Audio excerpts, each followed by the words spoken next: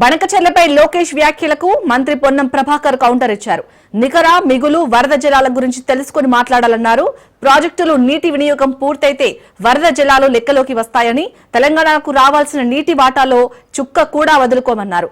అసమానతలు రెచ్చగొడుతున్నారన్న లోకేష్ వ్యాఖ్యలు సరికావన్నారు.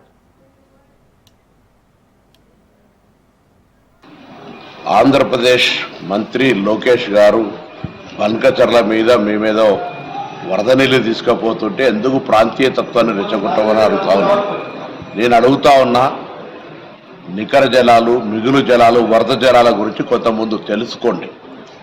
తెలంగాణకు ఆనాడు ఉమ్మడి రాష్ట్రంలో ఉన్నటువంటి నీటి లభ్యత దృష్ట్యా 965 టీఎంసీలు తెలంగాణకు, 531 టీఎంసీ ఆంధ్రప్రదేశ్కి ఇచ్చిన తర్వాత ఆ నికర జలాల మీదుగా మిగులు జలాలతో తీసుకున్న తర్వాత వరద జలాల గురించి ఆలోచించాలి.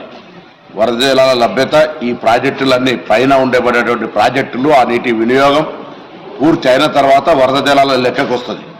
అది తెలియకుండా ప్రజలను మభ్యపెట్టి ఆంధ్రప్రదేశ్ ప్రజలను మోసం చేసే విధంగా ప్రయత్నం జరుగుతున్నటువంటి పరిస్థితి.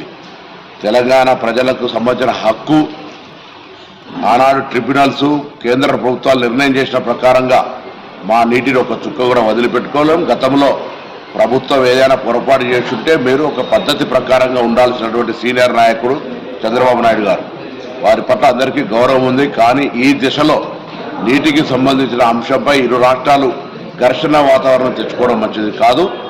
మా ప్రాజెక్టులు ఏదైతే గోదావరి మీ ప్రాజెక్టు పైన ఉన్నటువంటి పైన నీళ్లకు సంబంధించిన మా లభ్యత, నికర జలాల లభ్యత, మిగులు జలాల లభ్యత ఉపయోగించుకున్న తర్వాత వరద జలాలు సముద్రంలో కలవాలని ఎవరు కోరుకోం. సముద్రంలో కలిసే నీళ్లు మీరు వాడుకుంటే మాకు అభ్యంతరం లేదు. కానీ మా కోట, మా వాటా, మా నీళ్ల యొక్క వినియోగం పూర్తి కాకముందే మీరు వరద జలాల పేరు మీద దాన్ని ఏదో చేస్తున్నామని చెప్పి దాన్ని ప్రాంతీయ అసమానతలు రెచ్చగొడుతున్నటువంటి మాట తేవడం పొరపాటు. మేము మా రాష్ట్ర ప్రయోజనాలు, మా రాష్ట్ర రైతుల హక్కుల కోసం మా జాబితా మాట్లాడతాం, మేము కాపాడుకుంటాం. మీ రాష్ట్ర ప్రయోజనాల కోసం కాపాడుకోడు, కానీ రాష్ట్ర ప్రజలను మోసం చేసే విధంగా తప్పుడు సమాచారం ఇవ్వదని కోరుతాం. ఆంధ్రప్రదేశ్ మంత్రి లోకేష్ గారు బనకచెర్ల మీద మేమేదో వరద నీళ్ళు తీసుకుపోతుంటే ఎందుకు ప్రాంతీయ తత్వాన్ని రెచ్చగొట్టమని అడుగుతా ఉన్నా.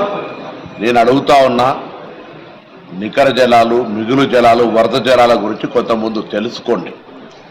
తెలంగాణకు ఆనాడు ఉమ్మడి రాష్ట్రంలో ఉన్నటువంటి నీటి